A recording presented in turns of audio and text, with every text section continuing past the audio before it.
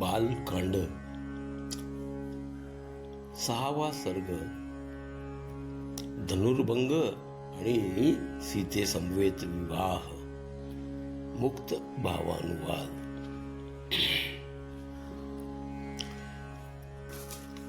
श्री भगवान शंकर म्हणाले, त्यानंतर विश्वामित्र राम लक्ष्मणांना म्हणाले, वत्सानो, आता आपण महाराज जनकांनी पालन केलेल्या मिथिला नगरीत जाऊया.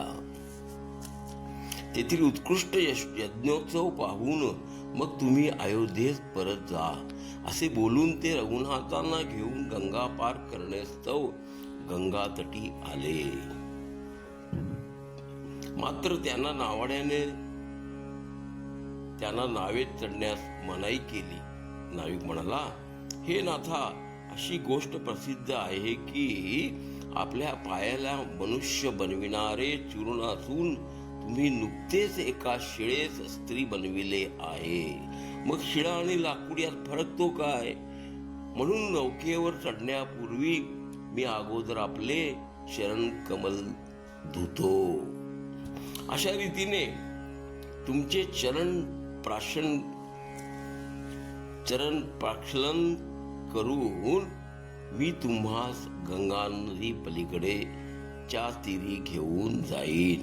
कारण की हे विभो, तुमच्या चरण कमलांच्या धुळीने जर माझी नौका सुंदर तरुणी बनली तर माझ्या परिवारास उदरनिर्वाहाचे साधनही नाहीच उरणार. असे म्हणून नाविकाने श्रीरामांचे चरण प्राक्षलन केले आणि आनंदाने पैलतीरी नेले. मग तेथून श्रीराम लक्ष्मणासह श्री विश्वामित्र मिथिला नगरीस गेले. प्रातःकाळी ते विदेहाच्या नगरी पोहोचल्यावर ऋषींच्या करिता असणाऱ्या निवासस्थानी उतरले. विश्वामित्र आल्याचे ऐकून अतिशय आनंदित राजा जनकांनी पूजेच्या सामग्रीने आपले पुरोहित श्री शतानंदा यांच्यासह तेथे येऊन साष्टांग नमस्कार करून त्यांनी यथावत श्री विश्वामित्रांची पूजा केली. तदनंतर सर्व शुभ लक्षणाने संपन्न जणू दुसऱ्या सूर्यचंद्राप्रमाणे आपल्या तेजाने सर्व दिशांना दैदिप्यमान करणाऱ्या त्या दोघा रघुकुलातील कुमारांना पाहून राजा जनकांनी विचारणा केली. देवपुत्राप्रमाणे असणारे हे दोन नरोत्तम कुणाचे पुत्र आहेत? या प्रसंगी हे दोघे नर नारायण प्रमाणेच माझ्या मनी प्रीती उत्पन्न करीत आहेत. तेव्हा मुनिश्रेष्ठ विश्वामित्र राजा जनकांना आनंदित करीत म्हणाले, हे दोन भाऊ राम आणि लक्ष्मण राजा दशरथांचे पुत्र आहेत. माझ्या यज्ञाच्या रक्षणास्तव मी त्यांना पित्यांच्या अयोध्या नगरीतून आणले होते. वाटेत माझ्या प्रेरणेने या पराक्रमी रघुनाथांनी एकाच बाणाने जगात पीडा देणाऱ्या ताटका राक्षसी ठार केले.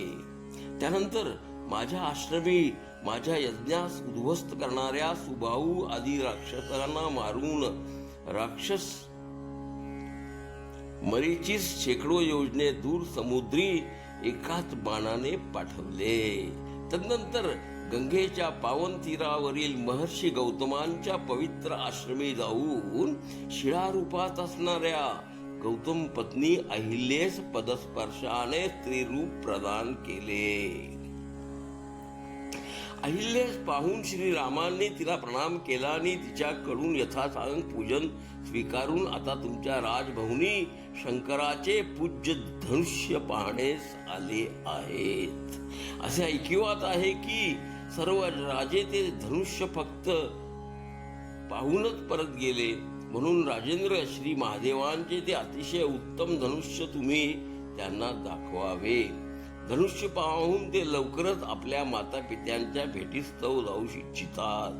मुनिश्रेष्ठ विश्वामित्र असे म्हटल्यावर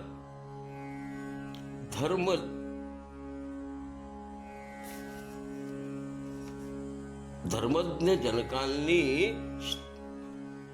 श्रीराम लक्ष्मण पूजनीय आहेत हे जाणून त्यांचे विधिवत पूजन केले.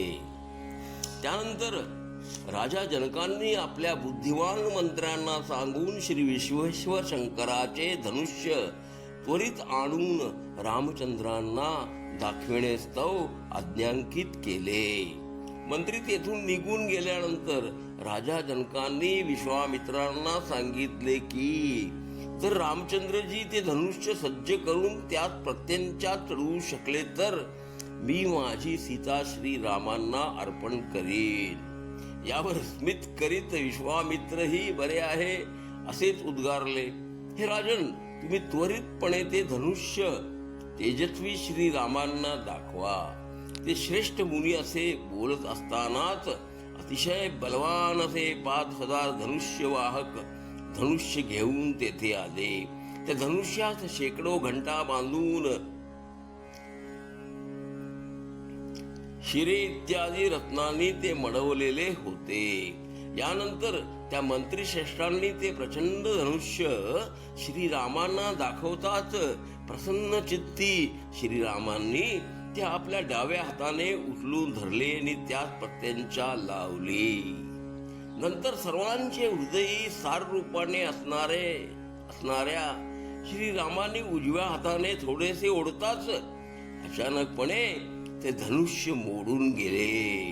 भयंकर असा ध्वनी निर्माण होऊन दाही दिशा त्या आवाजाने भरून गेल्या. दिशा उपदिशा स्वर्गलोक मर्त्यलोक आणि रसातळ या सर्व लोकी तो आवाज दुमदुमला. सर्व अवलोकन करणाऱ्या स्वर्गातील देवांना आश्चर्य वाटून त्या देवांनी भगवान श्री रामांवर अगणित पुष्प वर्षाव केला. नित्याची स्तुती केली. देव नगारे वाजवू लागले आणि अप्सरा समूह नृत्य करू लागले. धनुष्याचे 2 तुकडे झालेले पाहून महाराज जनकांनी रघुनाथांना आलिंगन दिले आणि अंतपुरातील अंगणी जमलेल्या सीतेच्या माता आश्चर्यचकित झाल्या.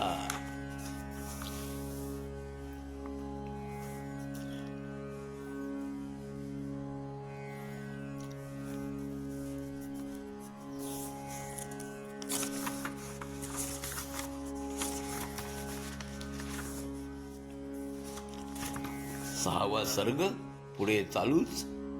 या श्रवणानंद. हरिओम तत्सत. हरिओम तत्सत.